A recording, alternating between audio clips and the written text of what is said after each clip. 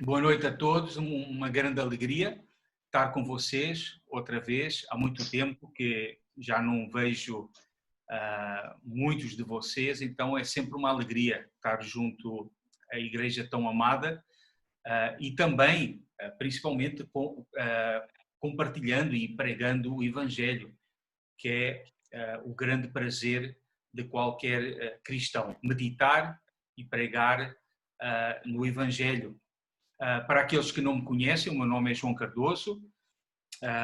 Eu e a minha família servimos a Deus como missionários aqui na Espanha, na cidade de Granada, durante 12 anos. Primeiro fui seminarista e depois pastor, colaborador da Igreja Presbiteriana da Barra. E depois desse tempo, Deus nos chamou para servir como missionários aqui na Espanha. E na Espanha a gente está trabalhando em duas áreas. Eu estou trabalhando como pastor de uma igreja local, faço parte de um corpo de pastores da minha igreja local, chamada Igreja Luz às Nações, e também trabalho na área de missões. Temos um projeto importante de várias igrejas do sul da Andalucia, que é a parte sul da Espanha, de animar as igrejas espanholas a preparar e enviar missionários para países que necessitam da pregação do Evangelho ou que necessitam levantar estruturas de ensino teológico. E além disso, como vocês sabem, sou o diretor da Escola Teológica aqui em Granada, e é uma alegria ver o que Deus está fazendo aqui na Espanha, um país muito necessitado do Evangelho, mas a gente tem visto como o Senhor, principalmente aqui no sul da Espanha, tem derramado a sua presença e tem levantado igrejas fortes, bíblicas, centradas na graça de Deus, na suficiência do Evangelho, e vemos como o Senhor agora está levando essas igrejas a uma nova dimensão, de investir na educação teológica e também investir na missão da igreja como escola. A escola tem 10 anos, é um bebê, literalmente, aqui na Espanha. Tem 10 anos, mas graças a Deus o Senhor tem feito que a escola cresça bastante. E no último ano conseguimos abrir um curso na Bolívia, um curso de teologia na cidade de Potosí, e, se Deus quiser, no próximo ano abriremos no norte da Argentina. Assim que o Senhor é bom, o Senhor é o Rei do universo e Ele também é o Rei sobre a missão da Igreja, e não há dificuldades que o Senhor não supere através do poder do seu Evangelho para que a sua missão e a pregação do Evangelho vão em frente. Muito bem. Recebo um grande abraço da minha família, que já estão a descansar, já estão na cama. E, sem perder mais tempo, eu gostaria de fazer uma pequeníssima apresentação de qual vai ser o tema e a linha deste pequeno curso, desta pequena conversa que a gente vai ter no próximo mês. O tema do curso é o modelo da história da redenção, no livro de Gênesis. Vocês podem acompanhar no arquivo que vocês receberam. E o objetivo é um objetivo muito simples, mas creio que é muito oportuno e importante para a vida cristã e para o momento que a Igreja está atravessando neste mundo com tantas crises. Que tema é esse? O objetivo é literalmente fazer um estudo panorâmico do livro de Gênesis, para poder identificar a origem das doutrinas básicas que compõem o modelo daquilo que a gente chama da história da redenção.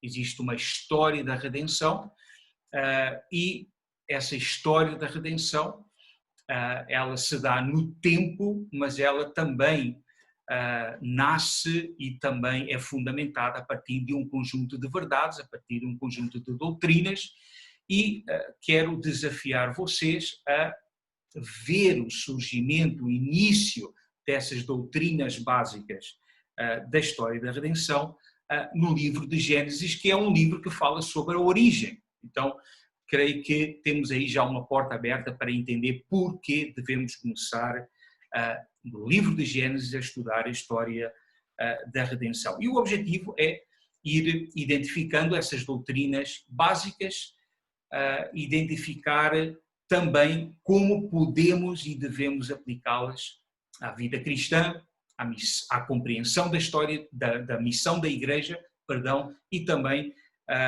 estes desafios que a Igreja está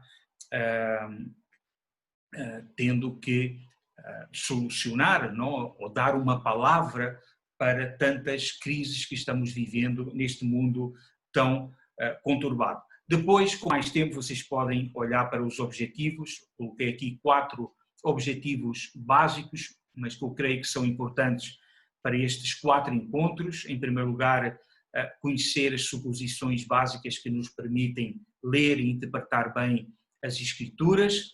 Em segundo lugar, o segundo objetivo é compreender e identificar nas narrativas de Gênesis quais são as principais doutrinas que formam o modelo da redenção nas Escrituras e também aprender a interpretar as Escrituras. Isso é um problema que a gente vai ver.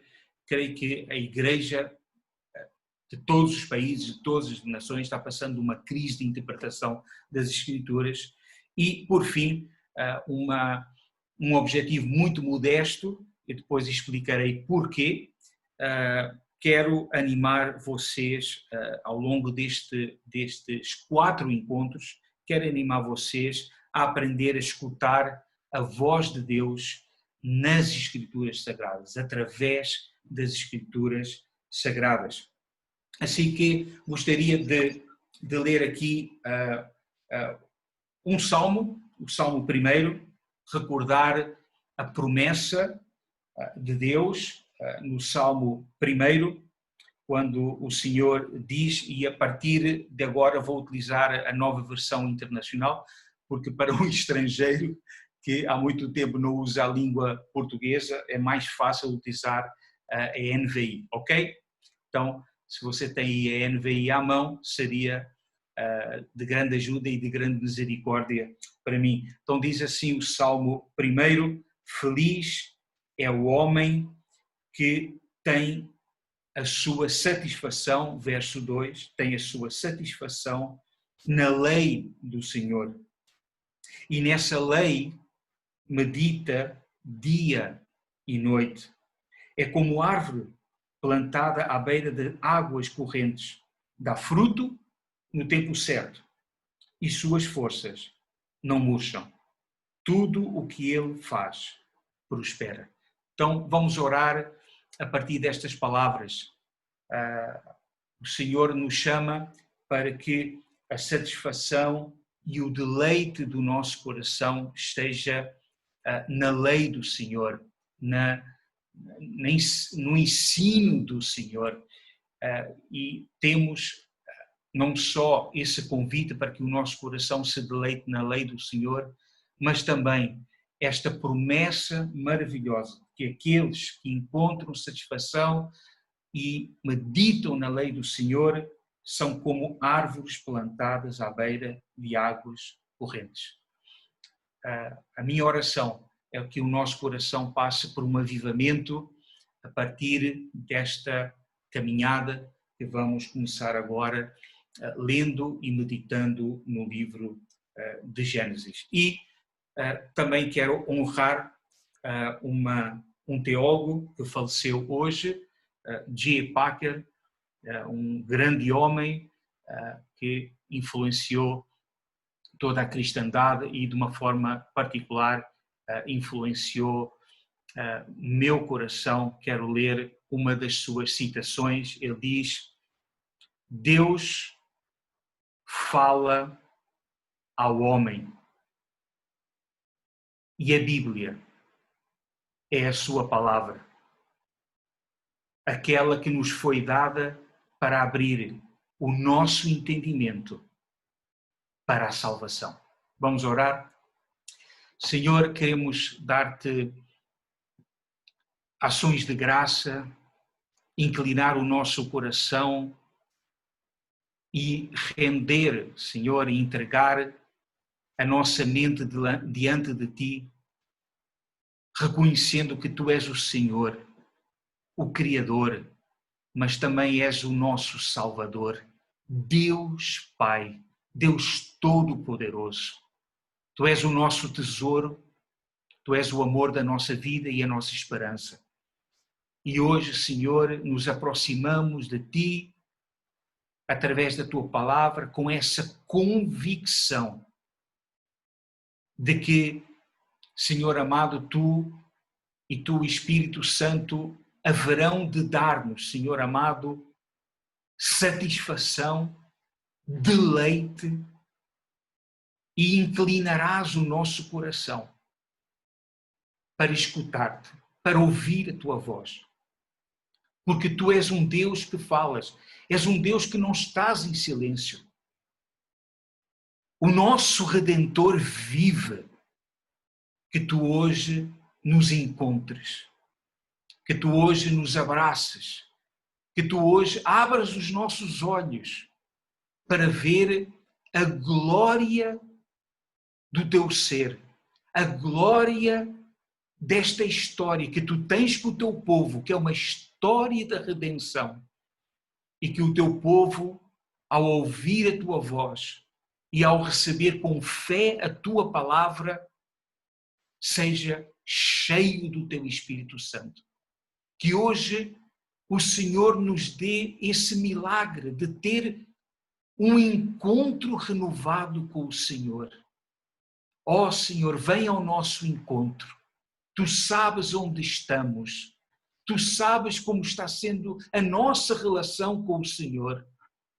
Vem ao nosso encontro e visita o Teu povo, como Tu visitaste a Israel no Egito, quando o Teu povo já havia perdido a esperança. Porque Tu és o Deus que tens uma história de redenção viva com o Teu povo. Ó Senhor, perdoa os nossos pecados, renova-nos em Ti e abraça-nos hoje. Abraça-nos hoje com os Teus braços de amor. Em nome de Jesus.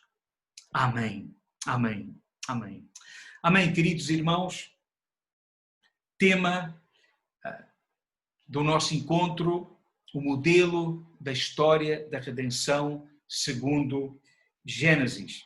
E queria começar por apresentar algumas dificuldades que nós podemos experimentar neste curso, e quero apontar para algumas, quero orientar para algumas saídas para essas dificuldades. Eu creio que há uma grande dificuldade que a gente tem que admitir. Quem sabe, nos últimos tempos, temos visto uma desvalorização do Antigo Testamento. Quem sabe, não de todo o Antigo Testamento, mas de uma parte considerável do Antigo Testamento. E quando buscamos analisar as razões desse subestimar do Antigo Testamento, encontramos algumas razões que são legítimas. Muitos na Igreja falam das dificuldades devido ao afastamento histórico, ao afastamento cultural, sociológico. Outros chegam a dizer que não veem a Cristo no Antigo Testamento. Outros, já através de uma falsa compreensão ou de uma má compreensão da relação entre lei e evangelho, chegam à conclusão que devem ler somente o Novo Testamento. porque o Novo Testamento fala sobre a graça, enquanto que o Antigo Testamento fala somente sobre a lei. Outros falam de uma complexidade literária, que para alguns torna impossível penetrar no Antigo Testamento. Outros não têm qualquer pudor de apresentar os seus preconceitos. Definem o Antigo Testamento como mito,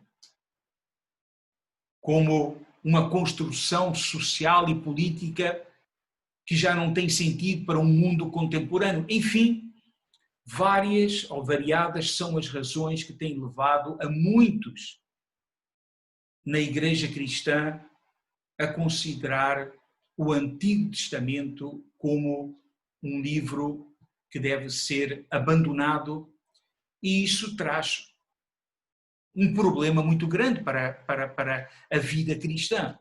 E esse problema tem a ver com a forma como o nosso Salvador, o nosso querido Salvador, considerava o Antigo Testamento. Creio que não precisamos de ser especialistas no Novo Testamento para chegar à conclusão de que Cristo considerava o Antigo Testamento como Escritura. Cristo considerava o Antigo Testamento como base da autoridade do seu próprio ministério e do futuro ministério da sua querida igreja. Quem não se lembra das famosas palavras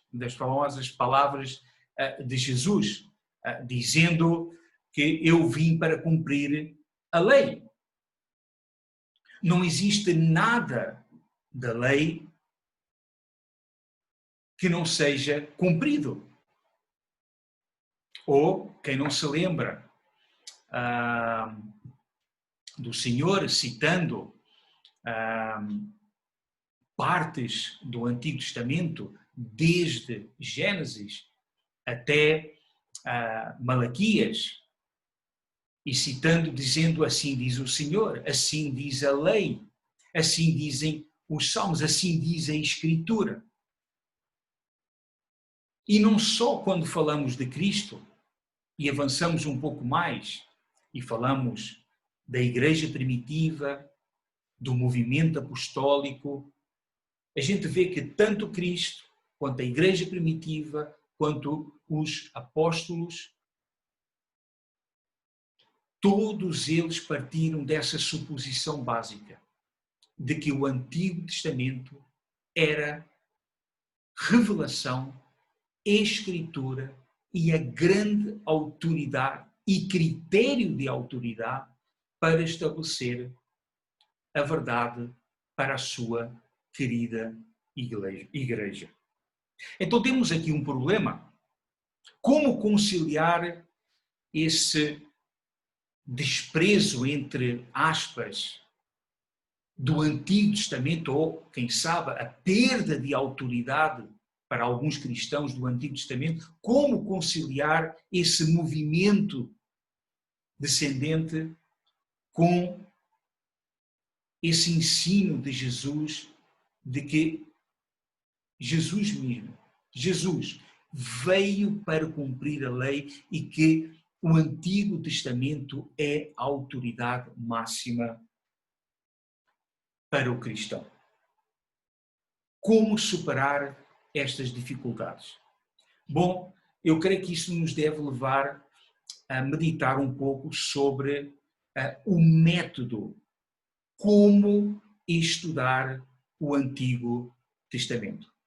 Se partimos juntamente com Cristo de que o Antigo Testamento é autoridade, como devemos estudar o Antigo Testamento? Bom, e existem, de uma forma muito simples, tudo isto que eu estou falando, vocês já sabem, mas precisamos de voltar a este tema. Como estudar então o Antigo Testamento? De uma forma muito simples, existem duas formas, dois métodos, não? A gente pode estudar o Antigo Testamento a partir do Novo Testamento, que está correto. Se Cristo é o cumprimento e a realização do Antigo Testamento, então temos que partir de Cristo e a partir de Cristo temos que compreender o Antigo Testamento. O problema é que esta visão, ainda que correta, tem sido utilizada para desprezar partes significativas do Antigo Testamento. Porquê? Geralmente, a forma mais fácil de fazer uma leitura do Antigo Testamento a partir do Novo Testamento é identificar as vezes que Cristo citou o Antigo Testamento e depois ir ao Antigo Testamento e procurar entender essas partes citadas por Jesus para que ganhemos luz. Volto a dizer, é positivo e importante ler o Antigo Testamento a partir do seu cumprimento, Cristo. Contudo, quando você utiliza esse tipo de método, você deixa de compreender a origem das verdades que Cristo veio a cumprir. É como se você recebesse um livro e, sabendo que o final, o capítulo final desse livro é maravilhoso, é como se você somente, lesse o final ou o capítulo final do livro. Bom, você já sabe o que é que vai acontecer. Se você lê o capítulo final de um livro, você pode ficar muito maravilhado com a conclusão da história. Mas se alguém te perguntar por que a história terminou dessa forma, você não vai saber responder a essa pergunta. Por quê? Porque você leu somente o último capítulo. Você não buscou entender a história da redenção desde as suas origens até atingir o seu auge e clímax em Cristo. E isso é um problema grave. É um problema grave porque quando você só tem acesso ao último capítulo do livro, o que é que você faz? A tendência é desprezar todos os capítulos anteriores desse mesmo livro. Para que o problema não fique no ar, quero apresentar um exemplo bíblico. Quando você abre em João, Evangelho de João, volto a dizer, estou utilizando a NVI, quando você abre no Evangelho de João,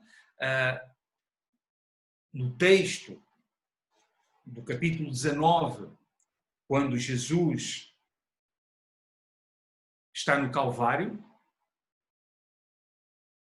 Jesus exclama, João capítulo 19, verso 30, Jesus exclama, está consumado. Está consumado. Temos aqui o capítulo final de um livro. Está consumado. E agora eu pergunto, meus queridos irmãos, o que é que está consumado? Você saberia responder a esta pergunta? O que é que está consumado? Bom, alguns, e de uma forma correta, vão dar uma resposta genérica e vão dizer, bom, Cristo estava consumando a história da redenção ou a salvação. Mas o que é que isso significa? Que história é essa? Qual foi a origem dessa história? E geralmente, são poucos os cristãos que sabem explicar o que é que Cristo estava consumando na cruz. Está consumado. Temos aqui um último capítulo da história da redenção. Mas o que é que Cristo estava consumando? O que é que Cristo estava terminando? Então, quero propor para vocês um método híbrido que, ao mesmo tempo, siga utilizando a Cristo como critério de interpretação do Antigo Testamento e, ao mesmo tempo, nos leva a meditar no Antigo Testamento desde o seu início para compreender como se originou a história da salvação, como se desenvolveu e como alcançou o seu auge e clímax em Cristo. A partir desse tema, ou a partir desse método, perdão, do antigo para o novo, você vai ter acesso à introdução da história da salvação, aos seus primeiros capítulos, ao desenvolvimento do enredo e à conclusão do livro, a ponto de entender exatamente quais eram as implicações da declaração de Cristo: está consumado. Então, quero fazer esse convite para vocês. Espero, com muita humildade, que estes 4 encontros te ajudem a voltar para o Antigo Testamento, te ajudem a voltar a meditar nos primeiros capítulos da história da salvação, para que Cristo cada vez seja mais conhecido, desejado e adorado no nosso coração. Amém? Muito bem. Falámos aqui das dificuldades, falámos da necessidade de criar um novo método para voltar a estudar a história da salvação desde o seu início, desde o Antigo Testamento, caminhando depois para o Novo Testamento, e a esse método vamos chamar o método da revelação progressiva. A revelação de Deus, já vamos falar sobre isso, a revelação de Deus tem uma característica muito peculiar, é uma revelação progressiva. Se me permitem utilizar uma metáfora da agricultura, Deus fala primeiramente ao homem através de sementes essas que depois vão brotando, vão crescendo, até se tornarem uma grande árvore e dar fruto. Assim vamos ver, identificar o início, os conceitos básicos, as verdades essenciais da história da redenção. Amém? Muito bem. Mas como vocês sabem, um outro problema que temos quando nos aproximamos da Bíblia, e muito especificamente do Antigo Testamento, é a questão não só do método, já falamos sobre isso, mas das suposições básicas. De uma forma muito simples, o que é que significam as suposições básicas? Que tipo de óculos utilizas? Que tipo de verdades básicas a Igreja Cristã utiliza para ler e interpretar a Bíblia e, de uma forma especial, o Antigo Testamento? E bom, e aqui temos uma outra crise que estamos vivendo hoje como Igreja. Temos 2 caminhos, um caminho que agrada e glorifica ao Senhor e um caminho que obviamente desagrada ao Senhor. A Bíblia, ela mesma, apresenta as suposições básicas, os óculos que nós devemos utilizar para interpretar as Escrituras. E são 3 os conceitos básicos que as Escrituras nos dão para uma correta interpretação da Bíblia.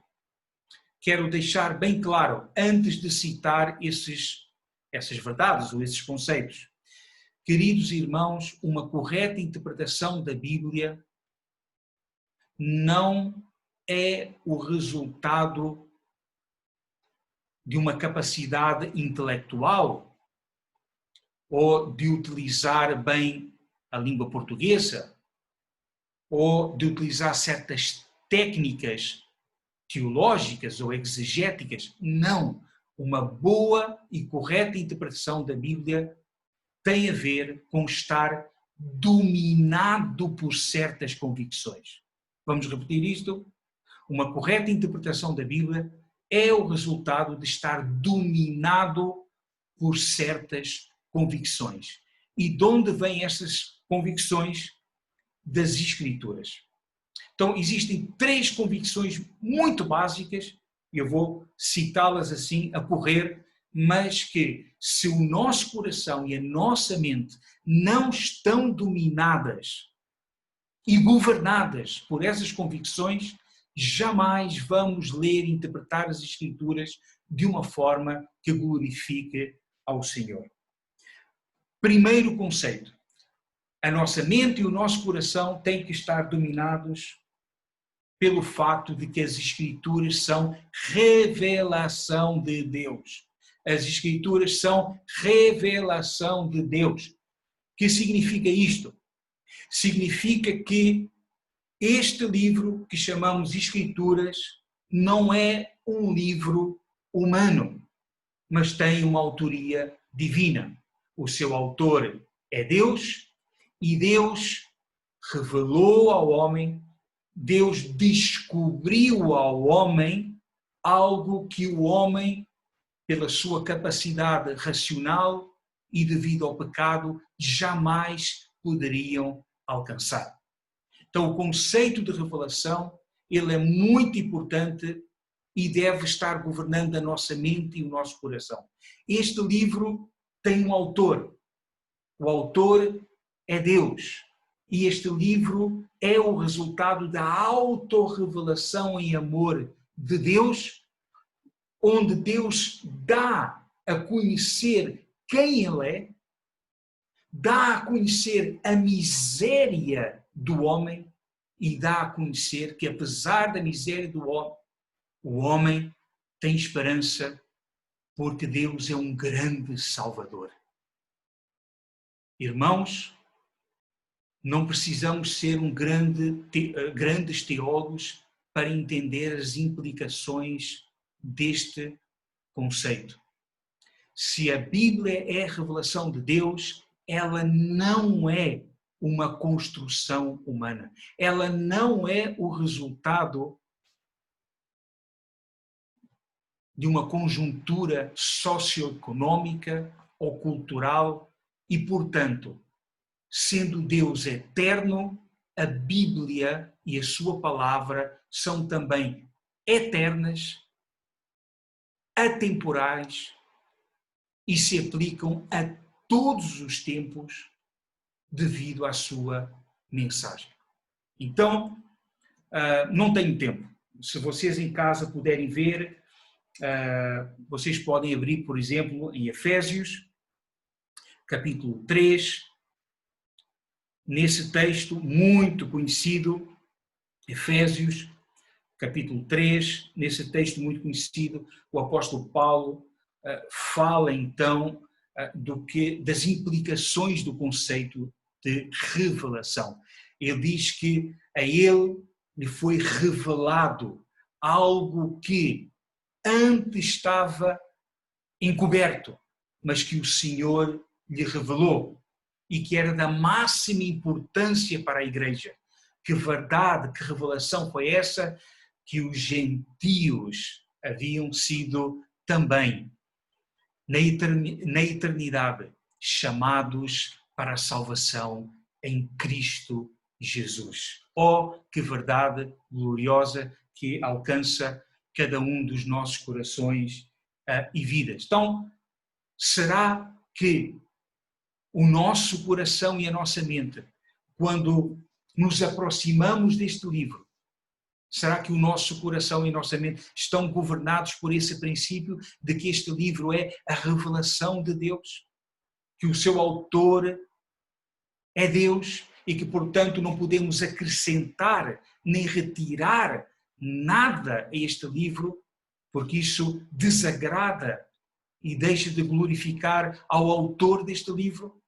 Quantas implicações! Que pena que a gente tem que andar depressa. O segundo conceito, ou a segunda verdade que deve governar a nossa leitura e interpretação das Escrituras é o conceito de inspiração. O conceito de inspiração. Se o conceito de revelação fala que este livro é uma autorrevelação de Deus quanto a si mesmo, quanto ao homem, à sua miséria e quanto à sua esperança em Cristo, já o conceito de inspiração fala do meio que o Senhor definiu para que essa mensagem chegasse com a sua verdade preservada ao coração do homem. A inspiração é o meio que o Senhor definiu para que a sua mensagem chegue preservada ao coração do homem. E que meio é esse? O Espírito Santo de Deus. Por isso dizemos que este livro é a revelação de Deus inspirada. É a revelação de Deus inspirada. E vejam as implicações destes dois conceitos na forma como o apóstolo Paulo pastoreava a igreja e o coração de um dos seus discípulos. Vamos abrir este texto, sim, eu quero abrir. É um texto muito conhecido, obviamente, mas quero que vocês vejam agora as implicações que está em 2 Timóteo 3,16. 2 Timóteo 3,16. Vejam o que diz o apóstolo Paulo para Timóteo: toda a Escritura é inspirada por Deus, e vejam a conexão, uma conexão de causa e efeito. Somente pelo facto da Escritura Sagrada ser inspirada, ou seja, ter sido revelada ao homem, preservada no coração e na mente do homem pecador através do Espírito Santo, somente pelo facto da Escritura ser inspirada por Deus, é que ela é útil para o ensino, para a repreensão, para a correção, para a instrução na justiça, para que o homem de Deus seja apto e plenamente preparado para toda a boa obra. Vocês veem essa conexão? Jamais, queridos irmãos, jamais o apóstolo Paulo diria que este livro, obviamente ele estava falando do Antigo Testamento, jamais ele diria que o Antigo Testamento é útil para toda essa dimensão ou dimensões do discipulado se ele não tivesse a certeza de que o Antigo Testamento é não só revelação, mas também é uma revelação verdadeira, fiel. Porquê? Porque não só o Senhor revelou, mas fez com que o seu Espírito Santo fizesse com que a sua verdade chegasse ao coração de pecadores para trazê-los ao arrependimento, à fé em Jesus Cristo. Bom, revelação, inspiração, e temos um terceiro conceito que deve governar também as nossas mentes e os nossos corações quando nos aproximamos para ler e interpretar as Escrituras. Num certo sentido, este terceiro conceito, que é o conceito da seleção, e eu sei que talvez a forma de dizer seja um pouco estranha, não estou falando da seleção das espécies de Darwin, ok? O conceito de seleção é o resultado do facto deste livro ser revelação e inspirado por Deus.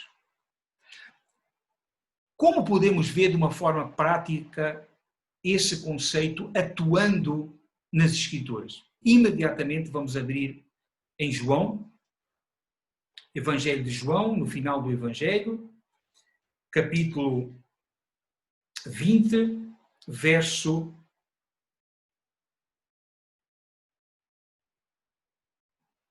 Ok, deixa-me ver. Eu estou aqui. Ok. Evangelho de João, capítulo 20, perdão, versículo 30. Este é um texto-chave, existem outros, mas este é um texto-chave para entender o que é que significa esse princípio da seleção das Escrituras. Vejam o que é que diz este versículo 30. Jesus realizou, na presença dos seus discípulos, muitos outros sinais miraculosos, que não estão registrados neste livro, mas estes foram escritos para que vocês creiam que Jesus é o Cristo, o Filho de Deus, e crendo tenham vida em seu nome. O que é que está falando João?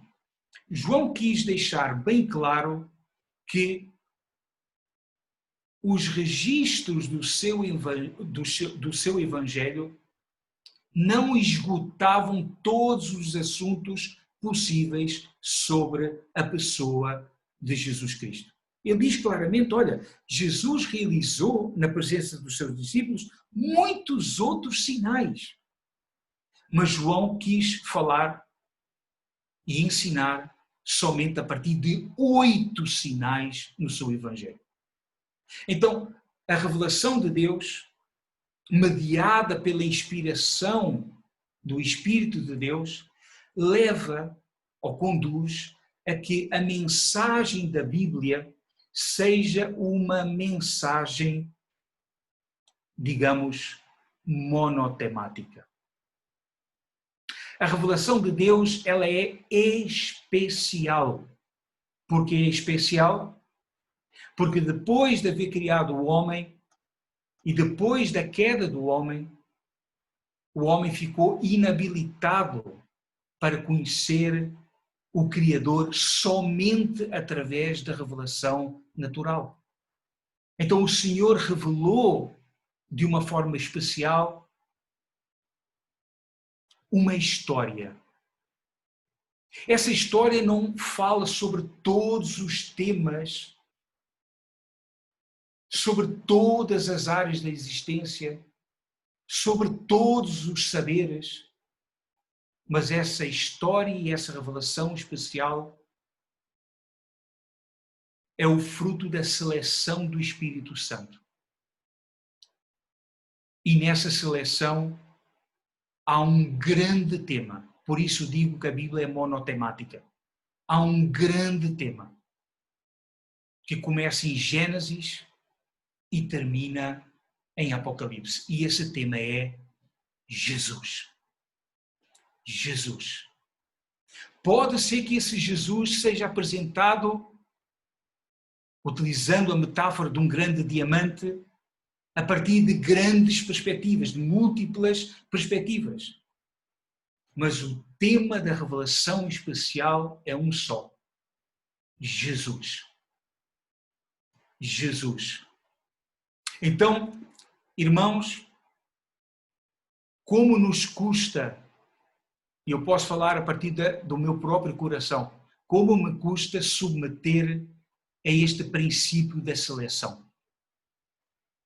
Tenho os meus interesses intelectuais. Nasci como português. Depois ganhei uma outra metade brasileira, agora estou na história. Vejo o mundo a partir de várias categorias. Estudei teologia, estudei filosofia. Tudo isso faz com que eu me aproxime da Bíblia com um conjunto de questões, com um conjunto de interesses. Mas o que este princípio da seleção diz é o seguinte: este livro fala de um grande tema, que é da máxima importância para o nosso coração. E se buscamos neste livro um tema outro que não seja Jesus, duas coisas podem acontecer. Ou você vai se frustrar, ou você vai impor a este livro uma leitura e interpretação que ele não quer dar e não quer transmitir à nossa mente e ao nosso coração. Este livro é a revelação de Deus, este livro é inspirado por Deus, e este livro apresenta uma grande história, desde o princípio até ao final. E, de uma forma muito especial, este princípio da seleção vai ser muito importante no nosso estudo sobre Gênesis. Já sei que vocês têm um conjunto de perguntas armadas, preparadas para fazer.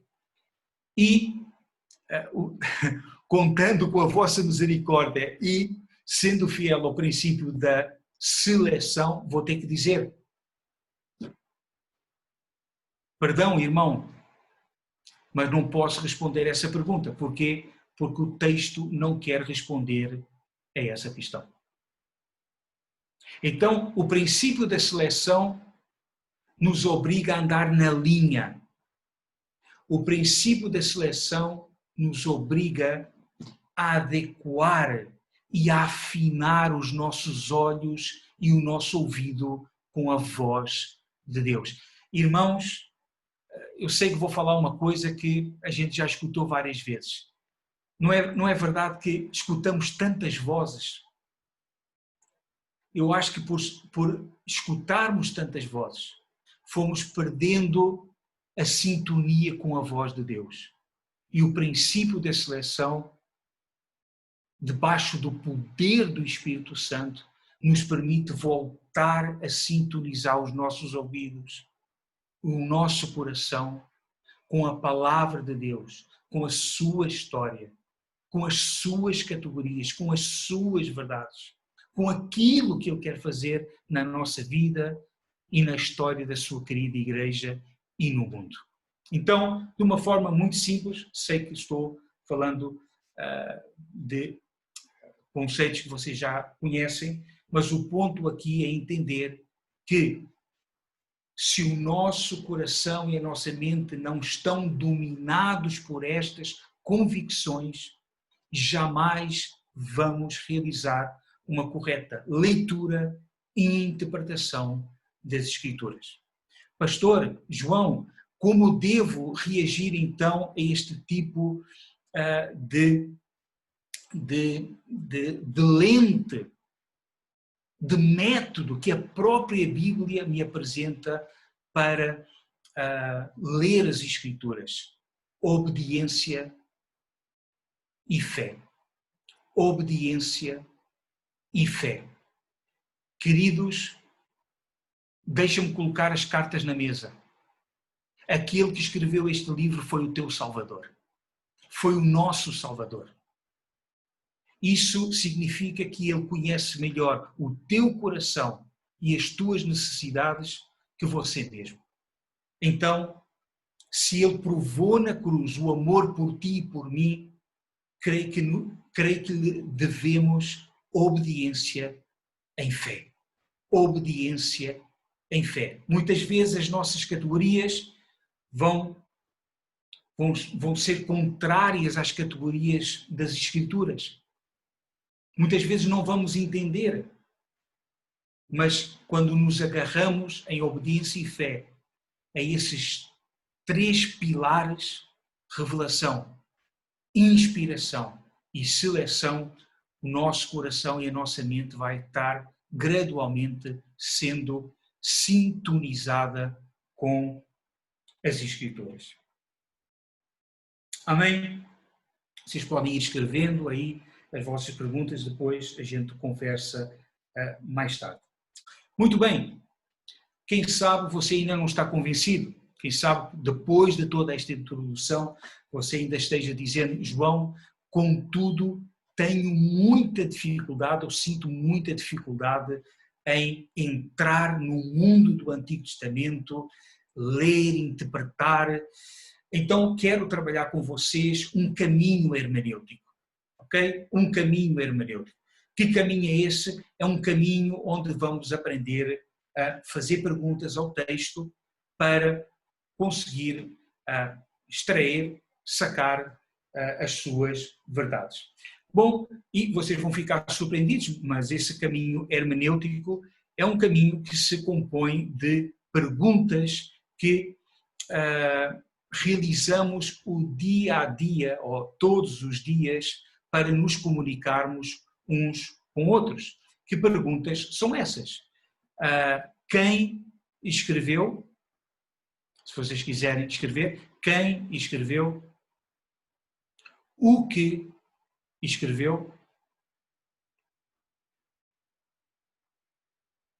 Por que escreveu? Quando escreveu?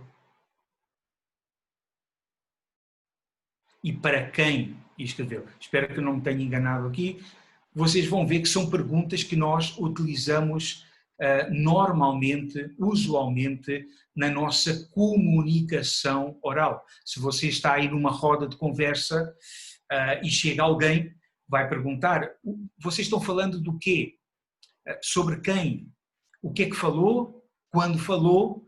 E vocês precisam dessas informações básicas para se situarem na história e entrarem nessa roda de conversa. Então, o mesmo método, as mesmas perguntas, devemos aprender a aplicar para entrar no texto da Bíblia, ok? Bom, vocês devem perguntar, mas João, não seria mais fácil você pegar num comentário bíblico ou em algum dicionário bíblico e obter aí as respostas a essas perguntas? Não seria mais fácil pegar num livro de panorama da Bíblia e obter aí um resumo de cada livro da Bíblia? Sim, e não vamos desprezar esse tipo de instrumentos. Contudo, o cristão deve ser, como filho de Deus, alguém que aprenda a escutar o Pai e aquilo que o Pai fala na sua palavra.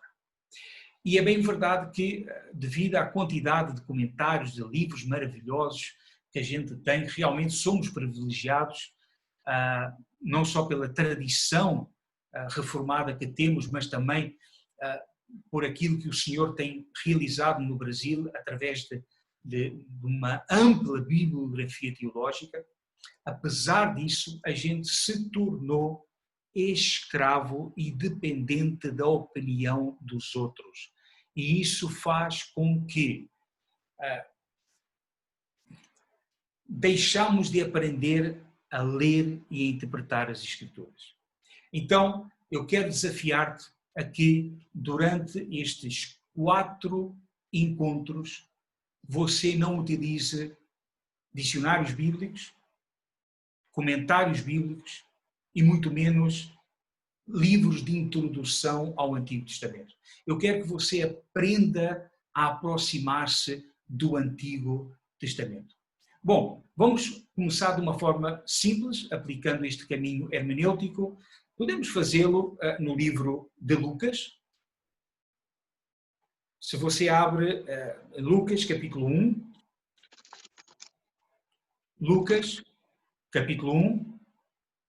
Vamos começar por fazer uma pequena aplicação num texto simples e depois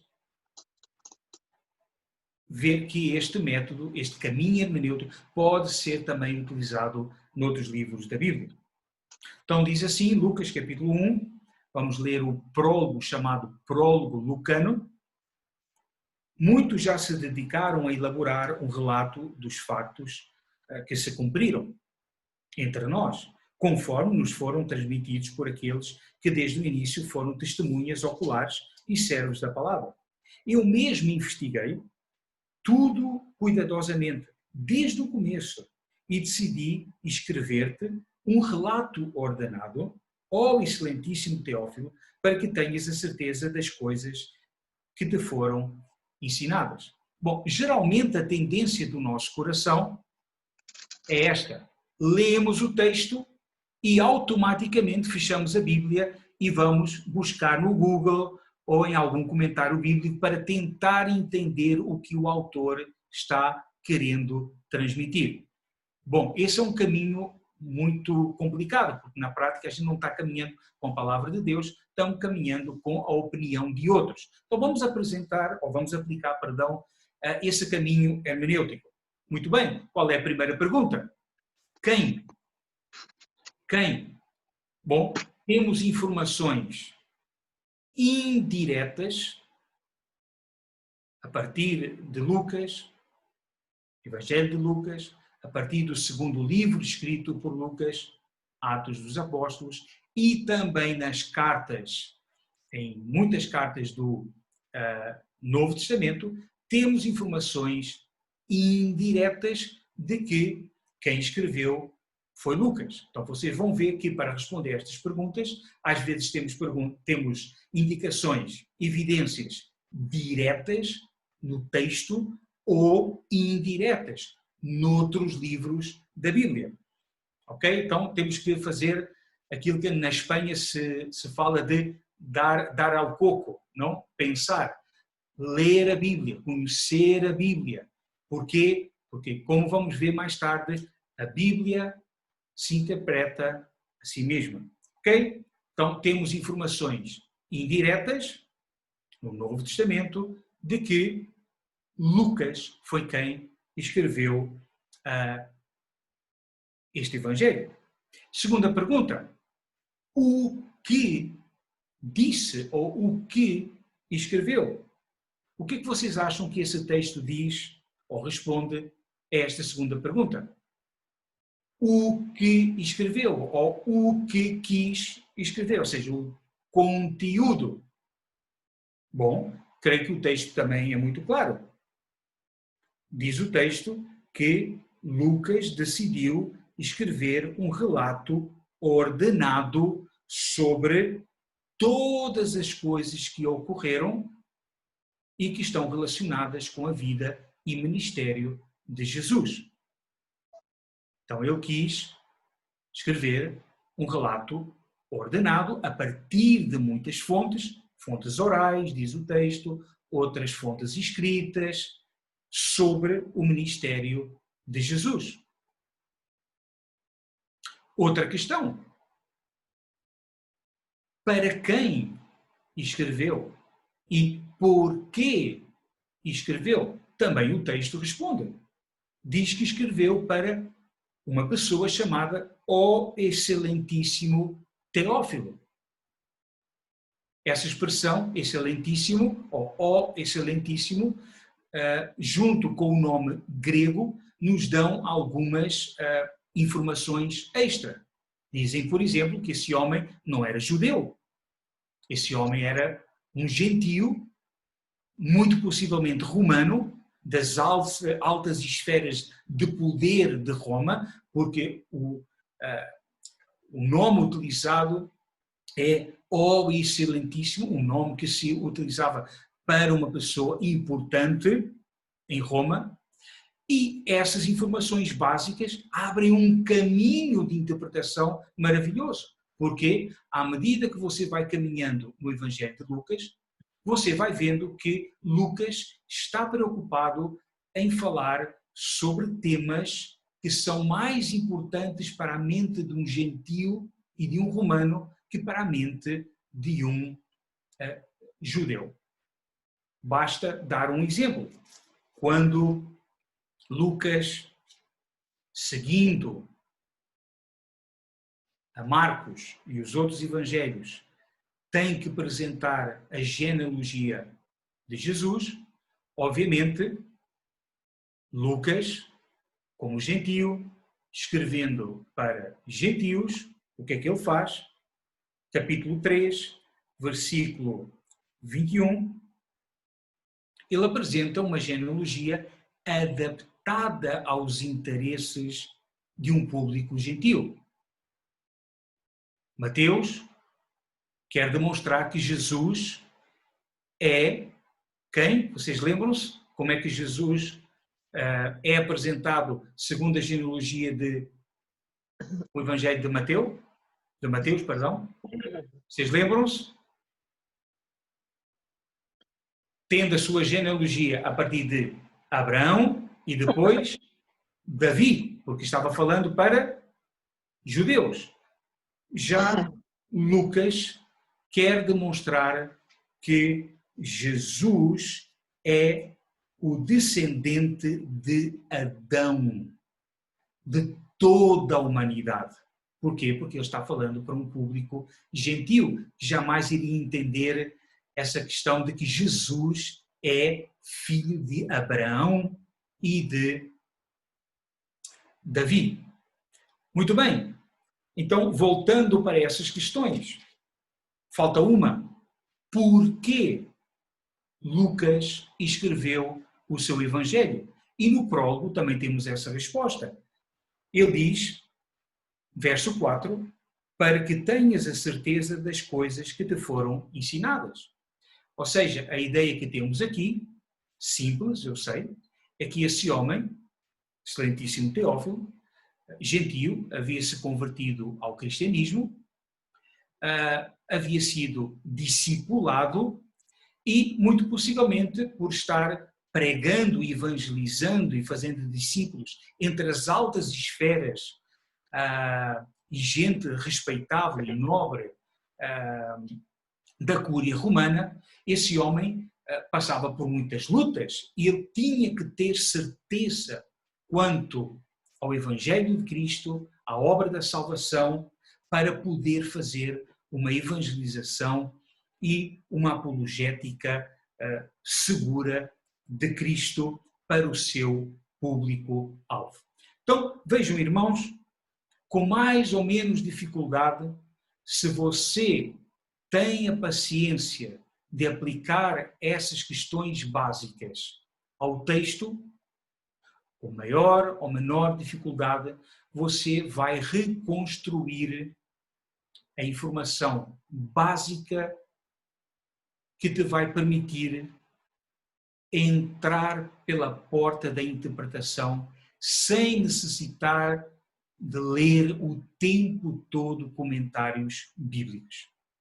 E, além disso, você ganha porque você está conhecendo mais a palavra de Deus e o teu ouvido e o teu coração está cada vez mais sintonizado com a palavra de Deus. Bom, eu podia dar outros exemplos. Obviamente aqui não estamos num curso de seminário teológico, então eu não posso pedir que você faça trabalhos de casa, mas eu te animo muito a que você em casa busque fazer, por exemplo, o mesmo exercício com Apocalipse. O livro de Apocalipse. Apocalipse tem um prólogo. O prólogo são esses versículos iniciais. Tenta responder a essas perguntas lendo os primeiros versículos do Apocalipse. Ou, se vocês querem ir para o Antigo Testamento, tenta responder às mesmas perguntas, por exemplo, a partir dos primeiros versículos de Amós ou de Isaías, e você vai ver que essas perguntas são autênticas chaves hermenêuticas que te permitem entrar no texto sem depender, desde o início, de comentários bíblicos que já possuem a sua interpretação teológica. Vocês sabem que qualquer comentário bíblico já está trabalhando a partir de uma certa visão teológica. Ok? Muito bem. Eu sei que vocês estão pensando aí, o pastor João nos está enganando, porque ele disse que ia falar sobre Gênesis e ainda não começou a falar sobre Gênesis. Muito bem, vamos finalmente entrar em Gênesis e fazer este exercício do caminho hermenêutico aplicando ao livro de Gênesis. E aqui começa o problema. Eu falei para vocês que este caminho, estas perguntas, elas te permitem entrar no texto. Contudo, existem alguns livros nas Escrituras que resistem mais a este tipo de abordagem. Não que não respondam, sim, respondem, mas é muito mais difícil encontrar, numa primeira leitura, as respostas a estas perguntas. E um desses livros é o livro de Gênesis. Então, quando você tenta aplicar essas perguntas, quem escreveu? O que escreveu? Por que escreveu? Para quem escreveu? Quando escreveu? E você começa a meditar, por exemplo, em Gênesis 1, 2 e 3, você não consegue responder essas perguntas. É como se o texto resistisse a este tipo de abordagem. Mas deixe-me consertar. Não é que o texto resiste, é porque necessitamos aprender uma outra regra de interpretação que é fundamental para a leitura das Escrituras. Existem momentos em que as Escrituras se abrem e claramente respondem a essas perguntas. Mas existem outros textos que são mais difíceis quanto à sua leitura, quanto à sua interpretação. Então, o que é que você deve fazer quanto a esses textos? Você deve se afastar um pouco desses textos e perguntar se existem outros livros e outros capítulos nas Sagradas Escrituras que te podem ajudar a responder a essas perguntas e entrar na interpretação de Gênesis. Bom, se você não está convencido quanto a essas dificuldades, deixe-me apresentar aqui algumas. Se você diz, não, eu tenho a certeza que foi Moisés que escreveu Gênesis, eu pergunto, onde é que está escrito isso? Segundo, como é que é possível que Moisés estivesse escrevendo enquanto Deus estava criando o mundo? Imagina o ridículo, não é? Deus criando, haja, e Moisés escrevendo ao mesmo tempo. Gente, isso é impossível. E poderíamos falar de outras impossibilidades. Como é que é possível Moisés estar escrevendo sobre a queda do primeiro homem e da primeira mulher? Então, volto a dizer, quando temos diante da gente textos que são mais difíceis e que parecem escapar a essas perguntas, devemos dar alguns passos atrás e buscar outros textos na Bíblia que literalmente iluminem e nos permitam compreender e interpretar Gênesis. E essa é a proposta que eu tenho para vocês.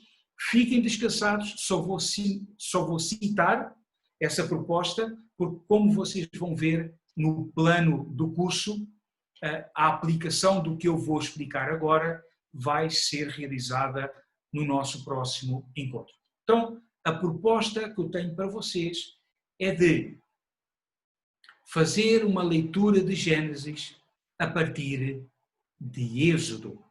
Fazer uma leitura de Gênesis a partir de Êxodo. E em Êxodo, o texto-chave está no capítulo 3. E vamos simplesmente citar um pouco a importância deste texto em termos hermenêuticos, em termos da interpretação de Gênesis, e deixar um gostinho na boca para que vocês possam voltar para o próximo encontro. Muito bem, o que é que está acontecendo em Êxodo 3? Eu sei que vocês já conhecem esse texto, mas agora vamos olhá-lo, vamos interpretá-lo numa outra perspectiva. Em Êxodo 3 temos a narrativa do encontro de Deus com Moisés. Moisés, como diz o texto, pastoreava o rebanho do seu sogro, Jetro, que era sacerdote em Midian. Ele estava com as ovelhas, com o rebanho do seu sogro no monte Horebe, e se aproximou de Moisés, o anjo do Senhor, numa chama de fogo, e esse anjo do Senhor literalmente incendiou essa sarça de uma forma que a sarça não era consumida pelo fogo. Moisés achou aquilo interessante, o texto diz, achou que era impressionante e se aproximou para verificar porque a sarça não era consumida pelo fogo. E diz o texto que Deus começou a revelar-se a Moisés. Primeiro, chamou pessoalmente pelo seu nome, Moisés, Moisés. Depois lhe deu uma ordem dizendo, olha, não te aproximes, Porque este território e a minha pessoa é uma pessoa santa, santa, santa. Mas, quem sabe, para o nosso propósito, a maior declaração está no verso 5. Repito, Moisés se aproximou porque achou aquele fenómeno impressionante. Até que escutou o nome dele, mas escutou também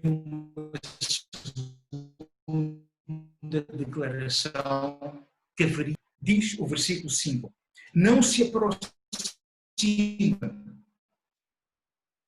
tira as sandálias dos pés, pois o lugar em que você está é terra santa. Disse ainda, eu sou o Deus do seu pai, o Deus de Abraão, o Deus de Isaac, o Deus de Jacó. Então Moisés cobriu o rosto, pois teve medo de olhar para Deus.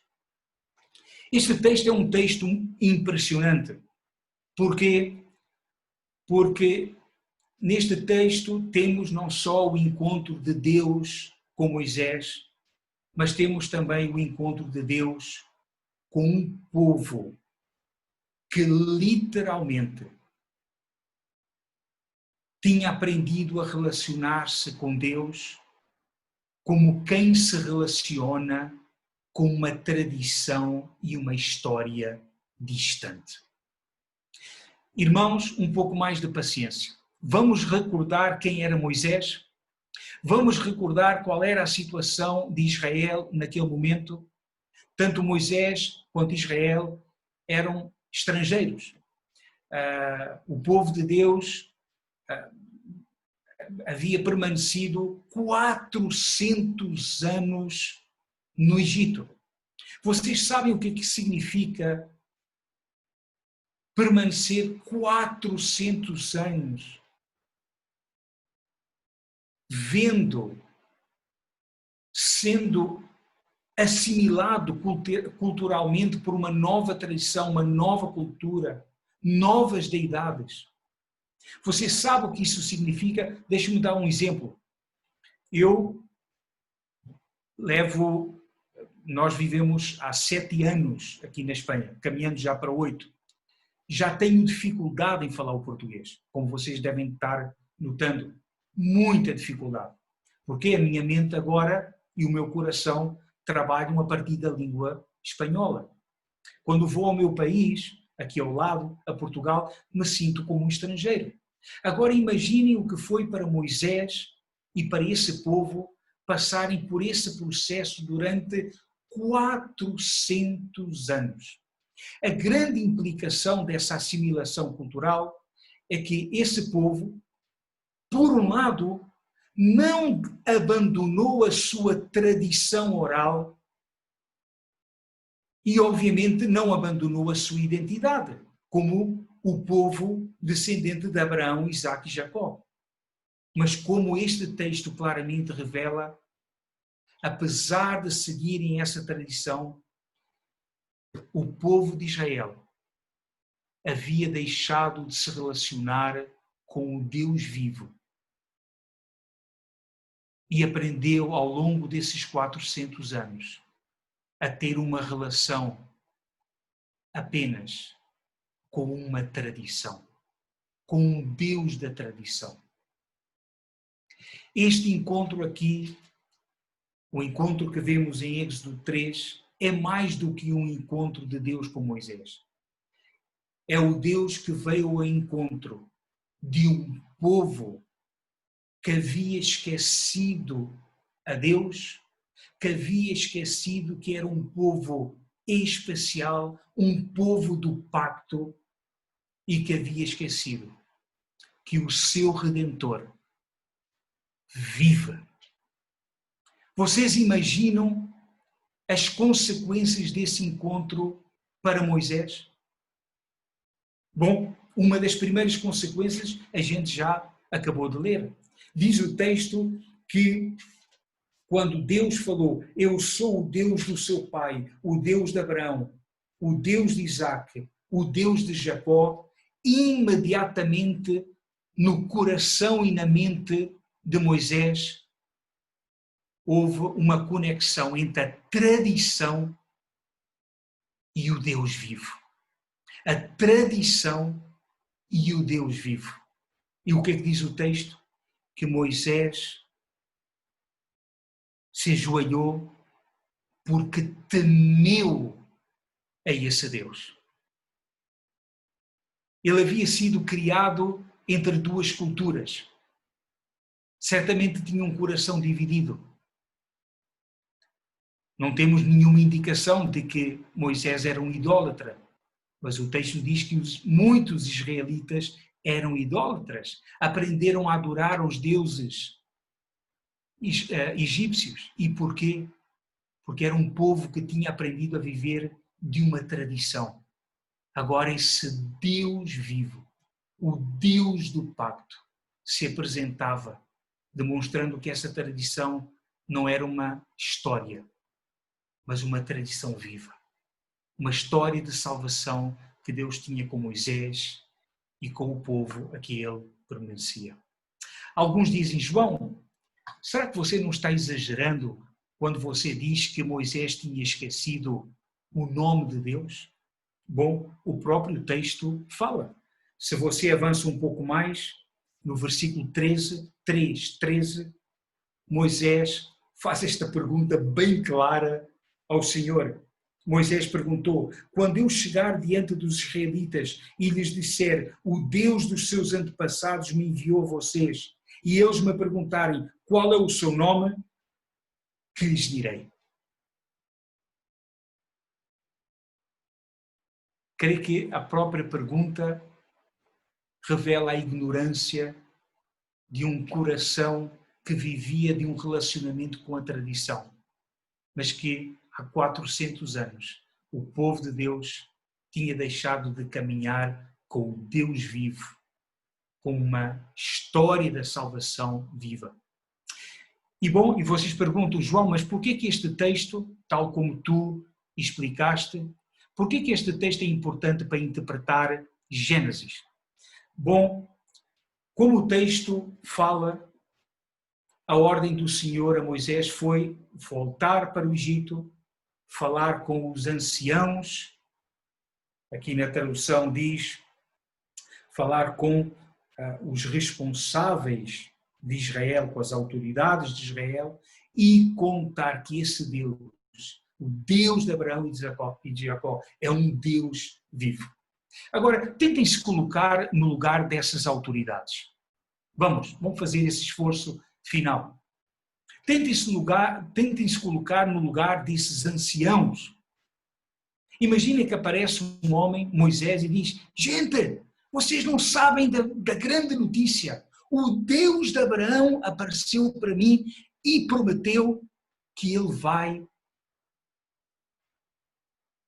libertar-nos do Egito, porque ele diz que nós somos o seu povo, porque ele tem uma história com a gente, ele prometeu e vai nos levar para uma terra que mana leite e mel. Irmãos, vocês imaginam qual foi a reação desses anciãos quando escutaram esta declaração de Moisés no Egito? Bom, eu imagino as perguntas. Em primeiro lugar, certamente disseram: você está louco. Você está louco, Moisés.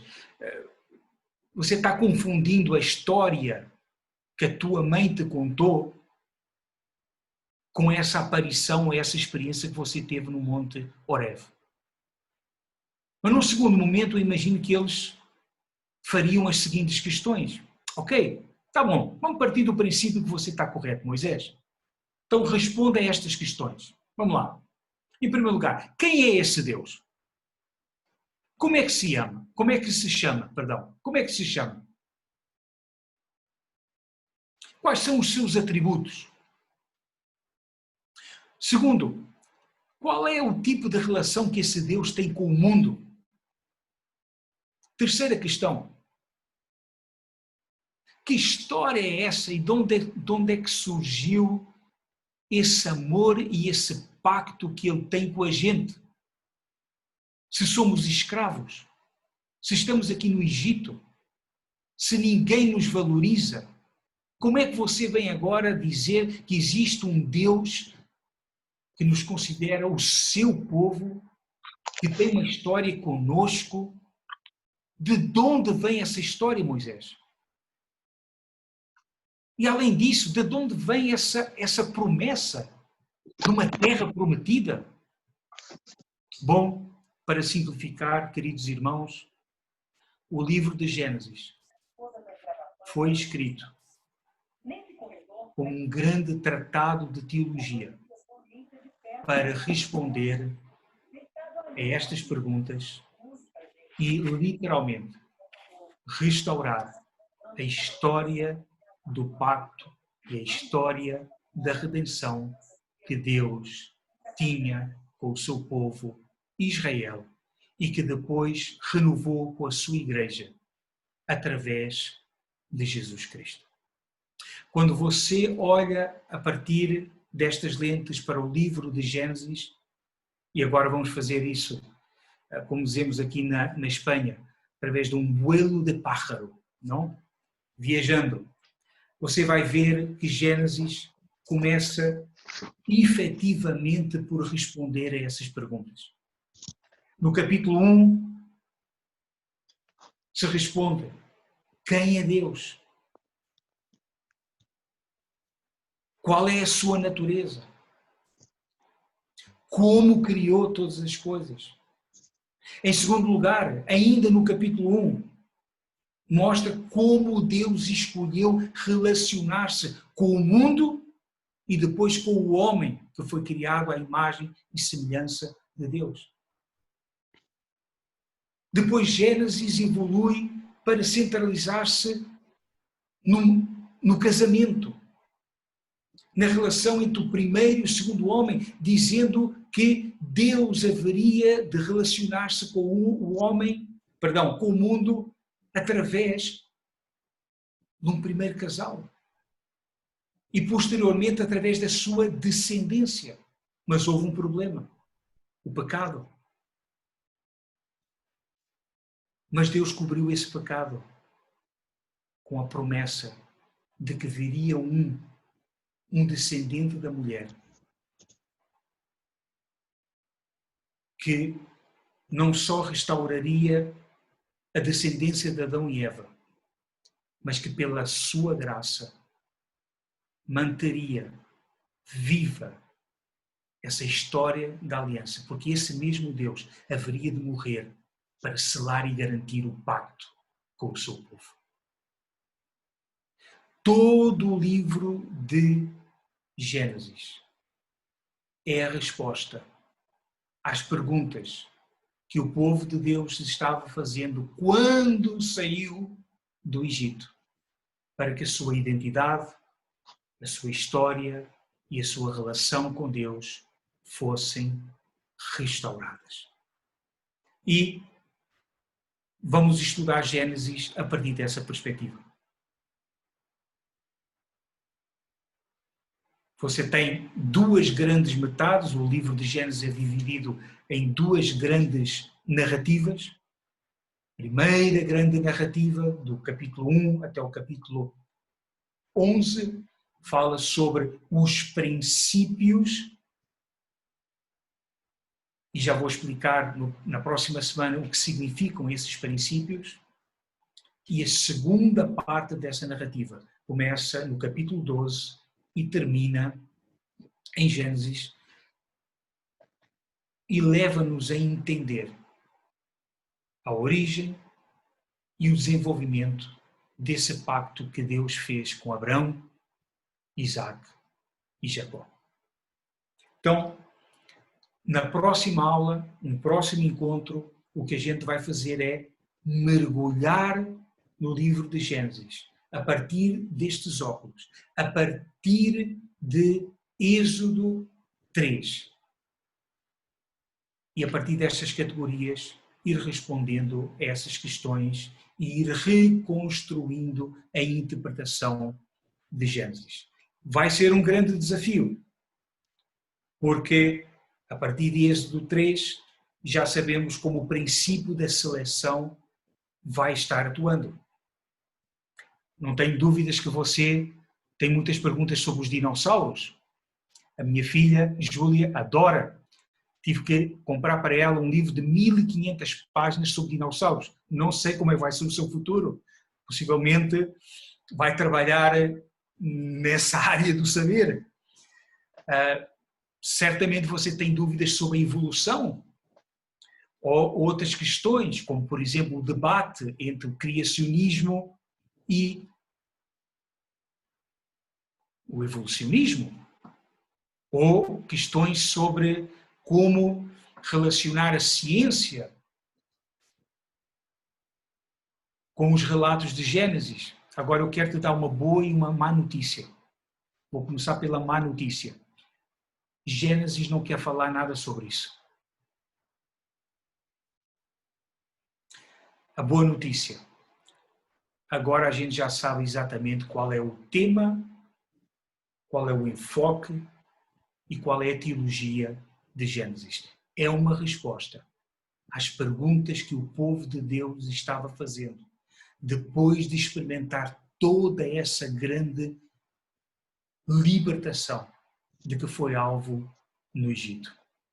Espero que você tenha uma boa semana e antes de passar para as perguntas, me atrevo a gastar mais alguns minutos propondo algo, com toda a liberdade, toda a liberdade.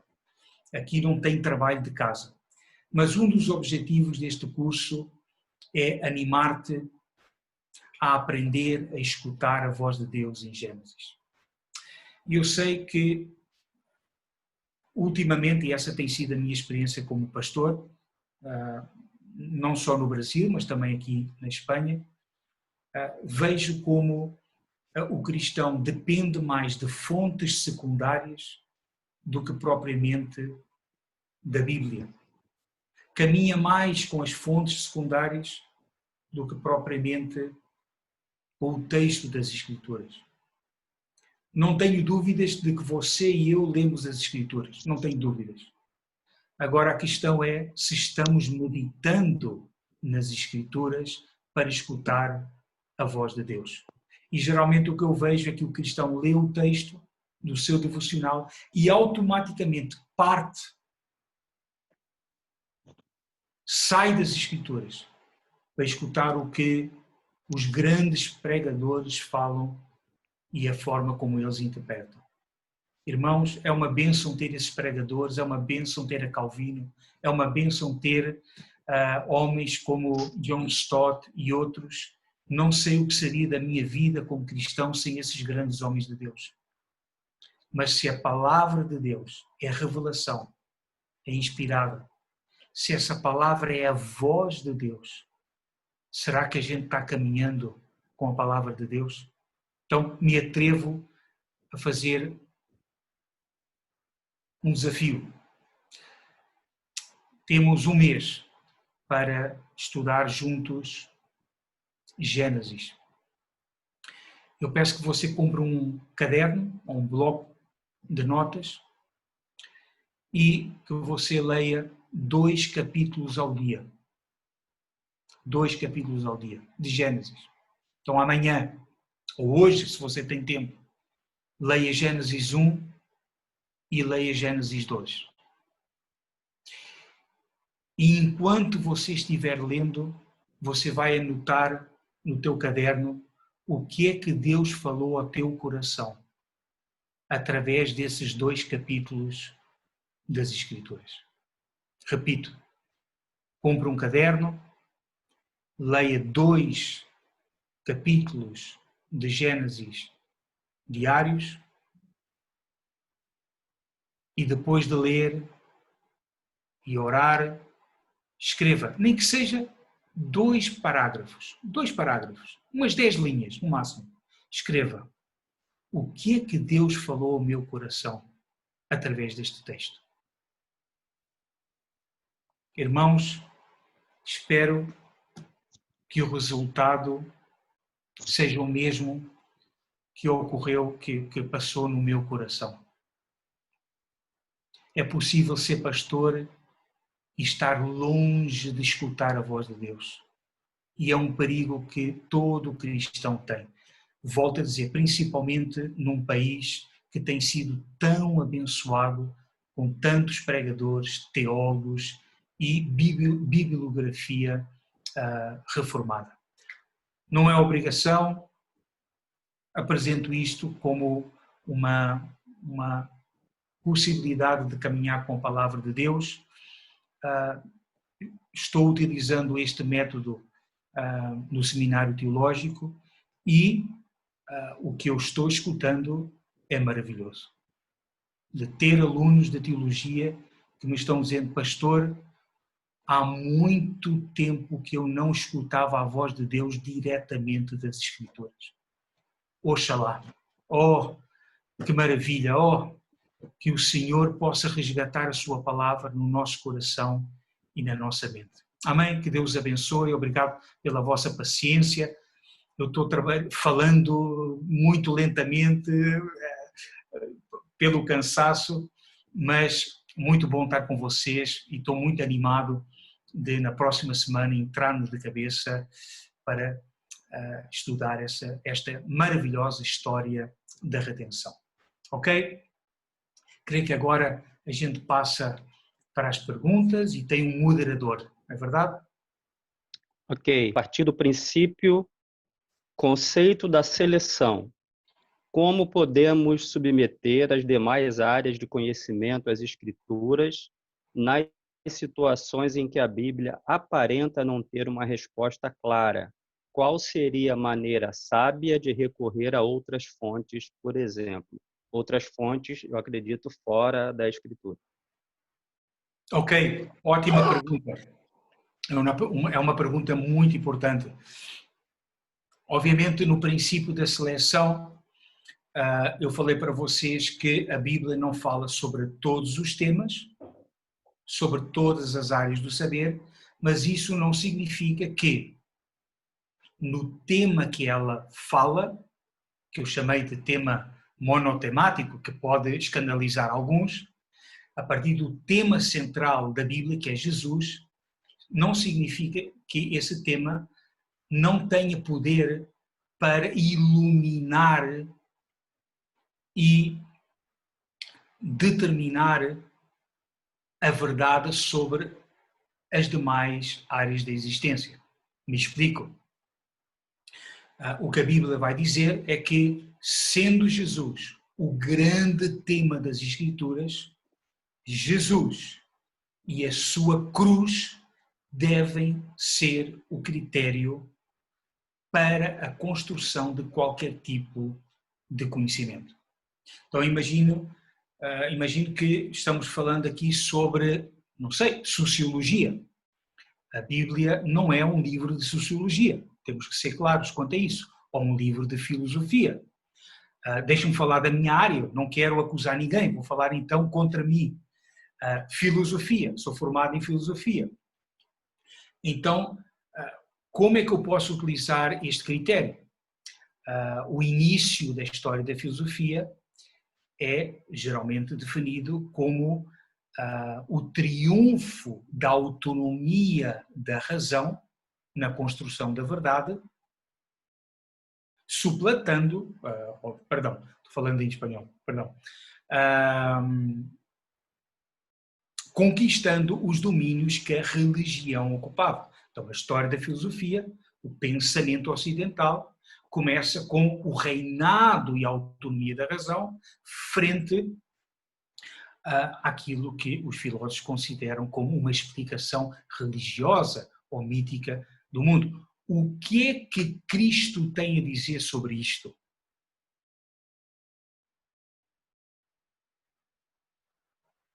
Tudo. O que Cristo vai dizer, desde Gênesis até Apocalipse, é que a gente não se pode fiar da razão.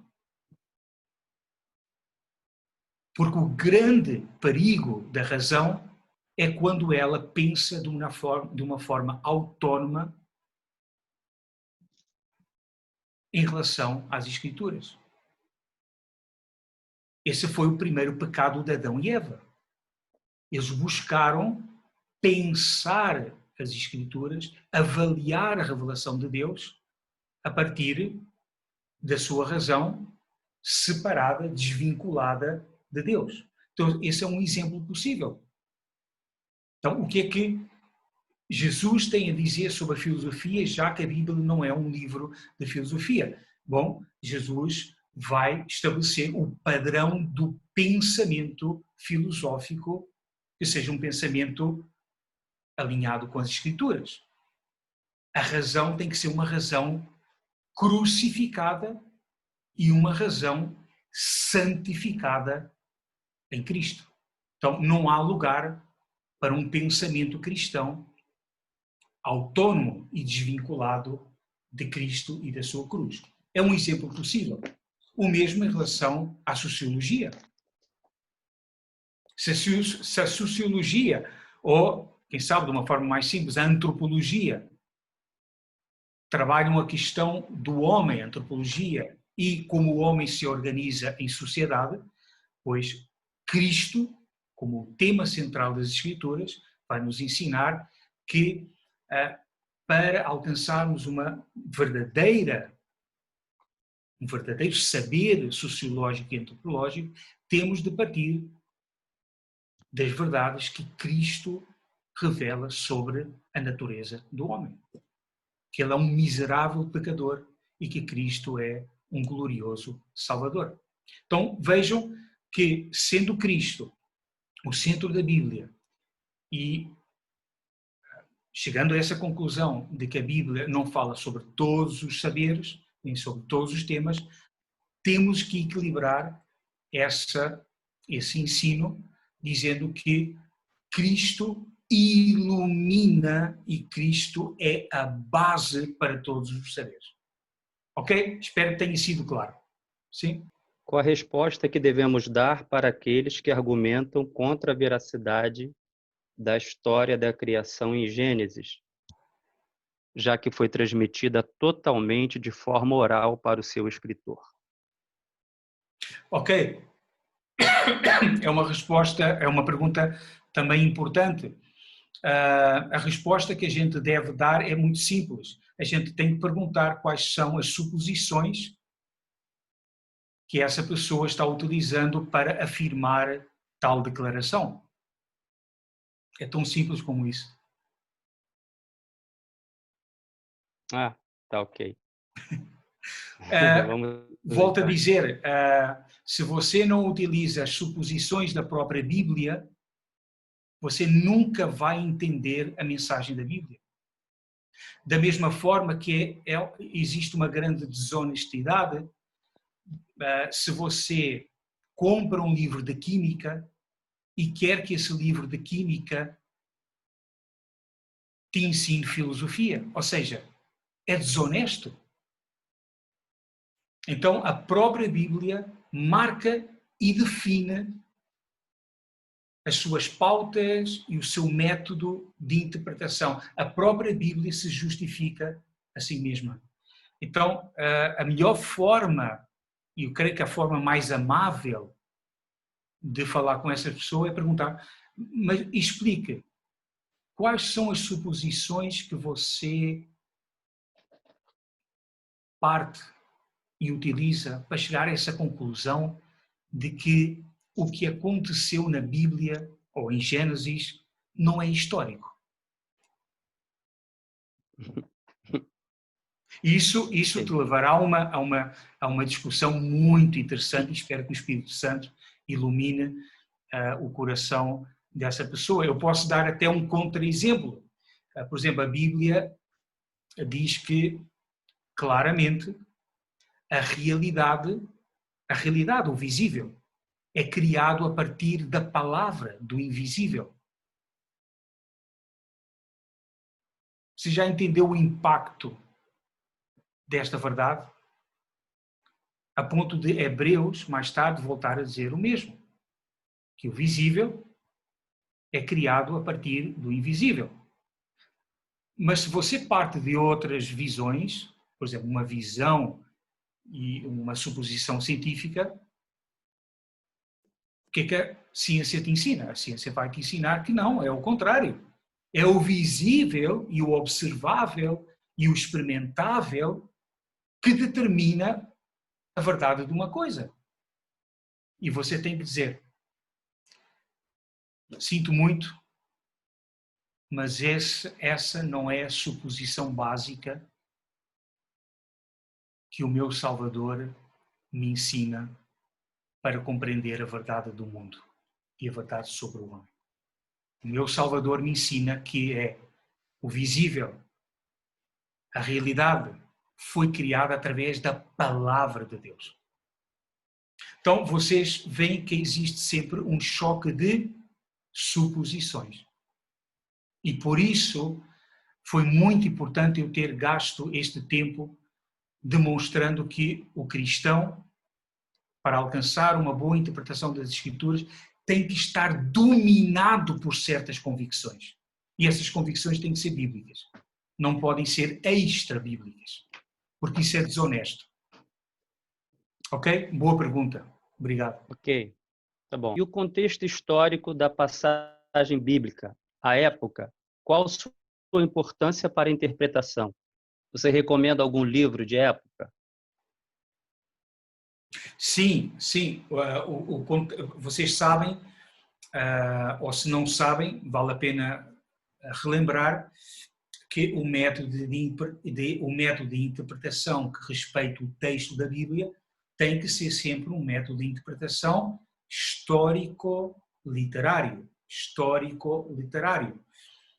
Porque Deus, quando revelou e inspirou a sua palavra, utilizou literatura, ou poesia, ou narrativas, ou cartas, e também se revelou na história, num determinado contexto histórico, apesar da palavra de Deus ser atemporal. Então, em qualquer método de interpretação, obviamente temos que averiguar sobre o contexto histórico e o contexto literário. Num primeiro momento, eu recomendo que vocês não utilizem qualquer tipo de comentários. Ou seja, ainda que custe mais, recomendo que vocês comam da Bíblia. Comam da Bíblia. Né? Hoje de manhã eu estava com um grupo de homens da igreja e a gente está treinando esses homens para pregar o Evangelho, dando aulas de homilética. E um dos princípios que a gente passou para eles é que eles precisam de comer a Bíblia para serem dominados pela Bíblia. Isso significa que antes de pregar Filipenses, eles precisam, por exemplo, de ler 40 vezes Filipenses. Ou seja, o texto tem que entrar. Então, num primeiro momento, eu creio, Rosângela, não foi? Eu creio que num primeiro momento a gente tem que ler a ponto de ser consumido pelas Escrituras. E, como eu falei, de uma forma direta ou indireta, você vai encontrar indícios para situar essa narrativa no seu contexto histórico e no seu contexto literário.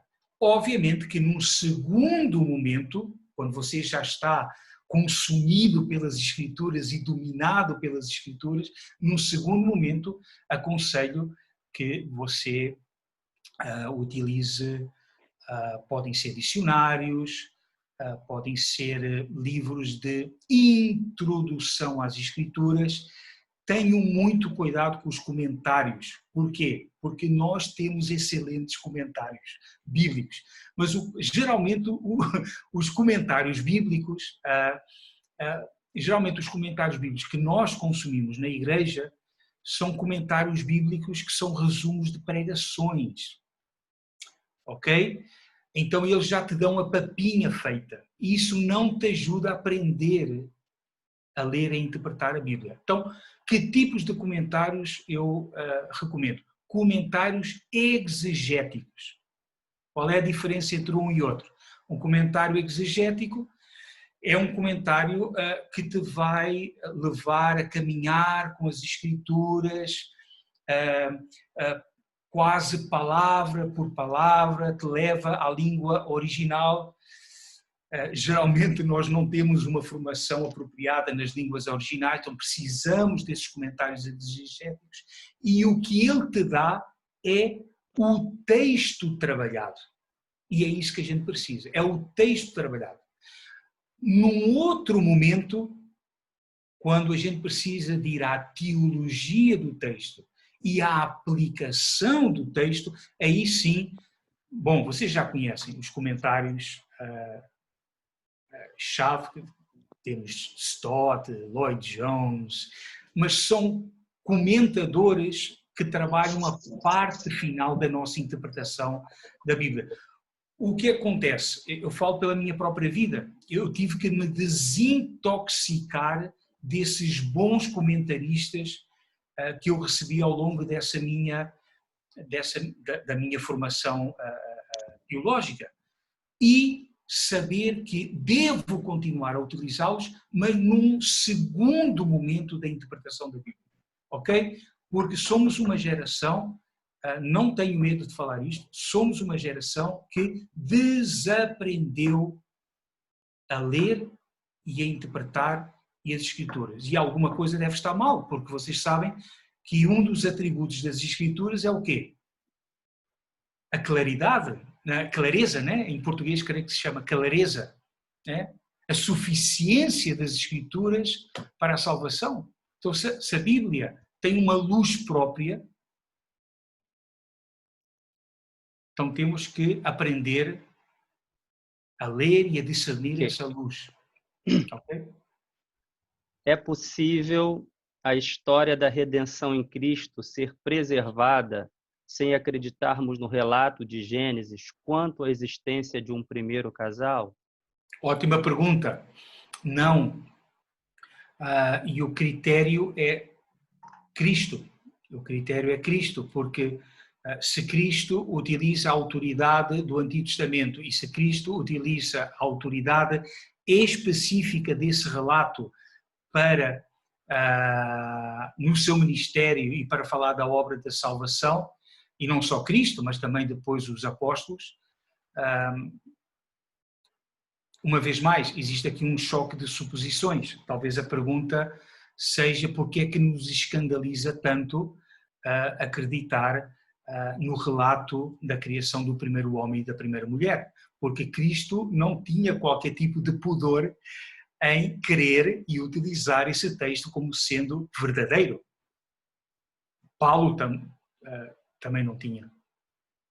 Então temos que voltar sempre a essa questão, se estamos dominados pelas convicções corretas. Ok. É tremendo, estudar Gênesis é tenso. Não tem mais perguntas aqui no chat, no momento, mas acho que as pessoas que quiserem depois podem enviar perguntas que a gente repassa para o João. Então, da minha parte aqui, já fiz todas as perguntas. Quero agradecer muito, João. Uma bênção. Tá bom? Mas que você nunca tenha mudado. Obrigado, meu irmão. Obrigado pelo teu trabalho. Irmãos, é isso. Espero vocês no próximo encontro.